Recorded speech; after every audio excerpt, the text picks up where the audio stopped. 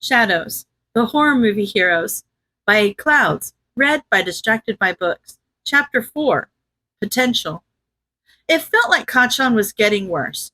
Maybe Izuku was imagining it, but ever since he'd gotten captured by the sludge villain, Kachan was about twice as mean as he had been. He must be compensating for being caught as the victim and trying to regain either a sense of control or a sense of power. But in the end, it didn't matter what had led to the change. It just mattered that Izuku stayed out of his attack radius as much as humanly possible. That wasn't an option during class, unfortunately, especially since most of his teachers would turn a blind eye to Izuku getting tripped, burned, or hurt if it meant that Kachan wouldn't interrupt class. But after class was when the worst beatings happened anyway, so if he could just stay out of sight for long enough for Kachan to leave, then Izuku could go hang out with Shinso at the park. He just had to stay out of sight. Izuku looked around for somewhere to hide. Inside a locker would be fine if he had a guarantee that he could get out. But if the locker latched and he got trapped, then it would defeat the whole purpose of hiding in the first place. Empty classrooms weren't a safe bet because Kachan would send his lackeys to check those, and if he tried to go to a teacher, it would just make things worse. If only there were some way to give himself an advantage and take the high ground. Izuku almost stopped in his tracks as it hit him. Take the high ground. Sure, Katsuki could easily reach him with his explosions, but that was only if he thought to look up. Izuku sped up and skidded around the corner, making a beeline for the trophy case. Kachan had won pretty much every award the school offered, so his name and face were featured multiple times, while Izuku may as well not be a student. That didn't matter, though. What mattered was that the case didn't go all the way to the ceiling. There was about a foot of space on top, with a little decorative lip along the edge of the case that should be enough to mostly hide him if he laid down completely flat. Izuku grabbed a chair from an empty classroom and used it to try and scramble up the side of the case, accidentally kicking it aside as he did. It took all of his strength to get on top of it, but he finally managed it with a grunt. It was hard to catch his breath with all the dust, so he covered his mouth and did his best to muffle how hard he was panting. This entire plan would be for nothing if Kachan heard him and found his hiding place. It was only a few seconds after Izuku had settled in that Kachan and a couple of their other classmates rounded the corner. Kachan had a murderous expression on his face as he looked down the hallway in both directions. You extras split up and find that damn nerd. I'm going to take a look around here. His lackeys nodded and one took off in either direction while Kachan started looking around. He peeked his head in each of the other classrooms and Izuku had to fight off disappointment when he didn't look at any of them for more than a few seconds. Then Kachan saw the chair on the floor and his eyes narrowed. Izuku couldn't help himself as he started trembling. If Kachan found him, was there anything he could do?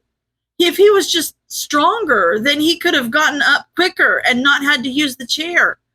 He shouldn't have left any evidence that Kachan could use to find him.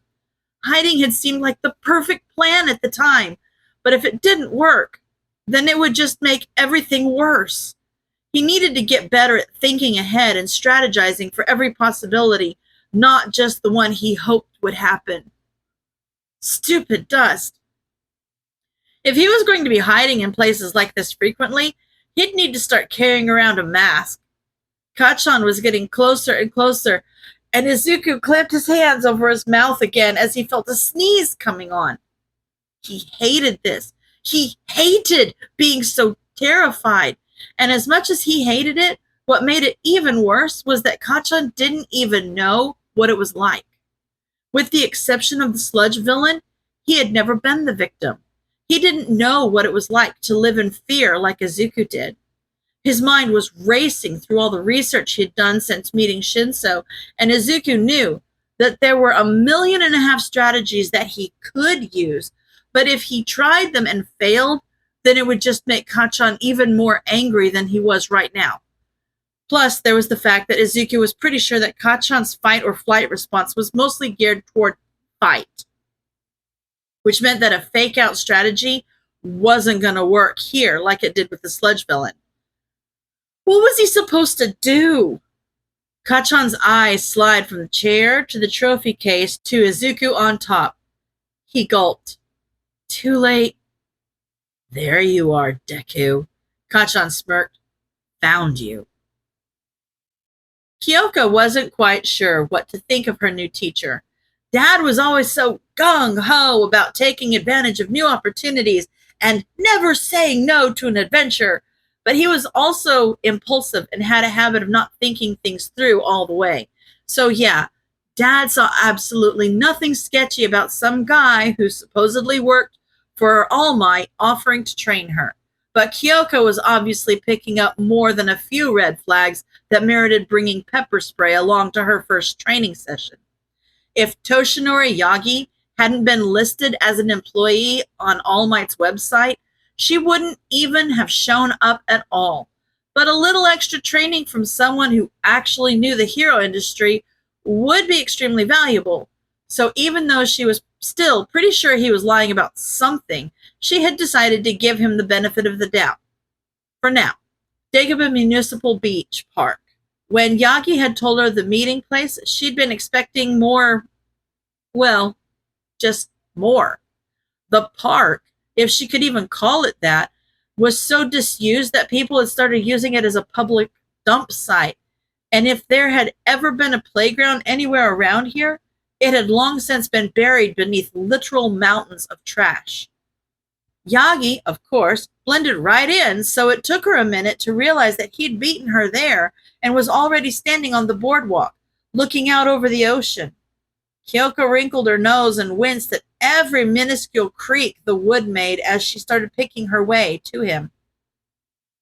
No offense, but this perfect training ground you picked is kind of a mess. Yagi jumped and gave her a sheepish smile. Oh, young Jiro, I didn't see you there.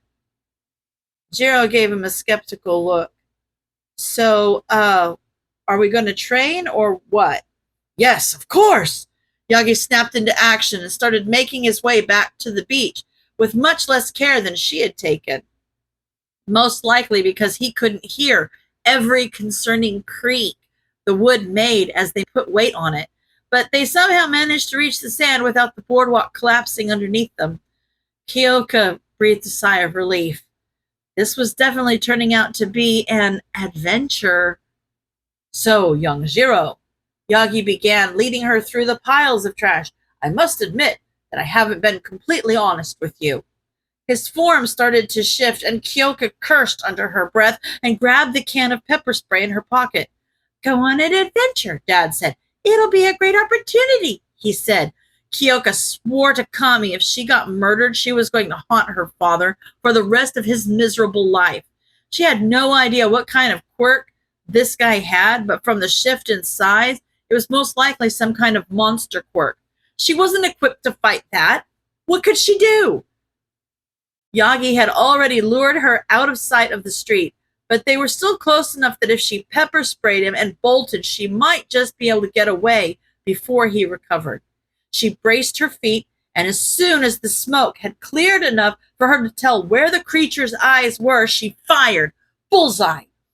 The smoke surrounding Yagi finished clearing, and Kyoka's eyes widened as she realized just who exactly she had just pepper sprayed right in the eyes, right as he let out a strangled cry and collapsed back into a skeleton form with a puff of steam.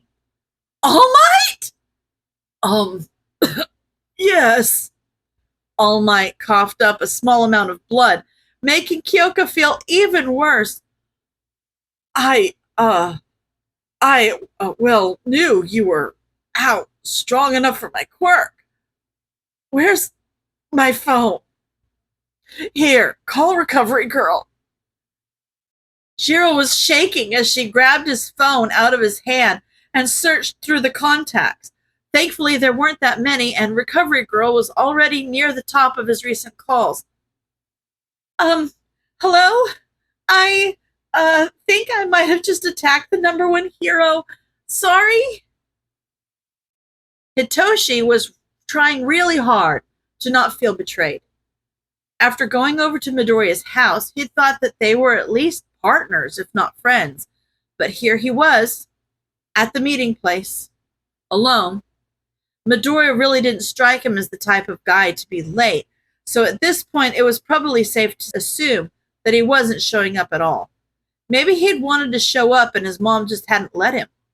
That was probably just wishful thinking.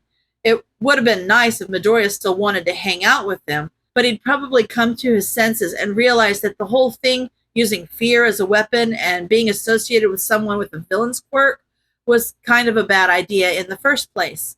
Even if it ended up working, it was still a long shot. Hitoshi sighed and jumped off the swing he'd been sitting on. He might as well go home and do his homework. He needed to at least make sure he could pass the Gen Ed exam once it was time to apply to UA. He shouldn't have gotten his hopes up. Shinso! Midoriya's voice made him stop in his tracks. Sorry I'm late. I got held up, but I'm here now. Hitoshi looked Midoriya up and down. He was slightly favoring one ankle, and his uniform was singed and torn in several places. Plus, Hitoshi was fairly certain that those were bandages peeking out from his sleeves. Held up by who? Muggers? No, Midoriya rubbed the back of his neck. Just some bullies. I really wish I could just make them go away. I mean, I know how, right? But all the study we've done is just in theory. I've never really had a chance to practice being scary, you know? And I've only ever practiced being less scary. Hitoshi nodded in understanding. So, what are we going to do about it? There's gotta be some way for us to practice. Midoriya had started muttering to himself, so Hitoshi just let him talk and tried to catch as much as possible. They're haunted houses, but while those might be helpful, they probably won't hire kids our age. Wait, aren't there companies that provide civilians for rescue simulations and stuff for heroes in training? I wonder if there's opportunities like that for fake villains. If there is, that'd probably be the best. Hitoshi cut in. I mean, the point is to beat the villains at their own game, right? So pretending to be villains would probably be a pretty effective way to practice. Midoriya smiled and pulled out his phone. Okay, let's start there. We'll probably need a lot more physical training too, and maybe parkour? It seems like it'll be really useful to be able to beat villains in mobility, and I kind of tried hiding on top of a display case and rolled my ankle jumping down. Hitoshi raised an eyebrow. Was this before or after you got beat up? Midoriya grimaced. Before. And that reminds me, we should probably learn to fight. Yeah. Hitoshi nodded. Yeah, we should probably get on that. End of chapter.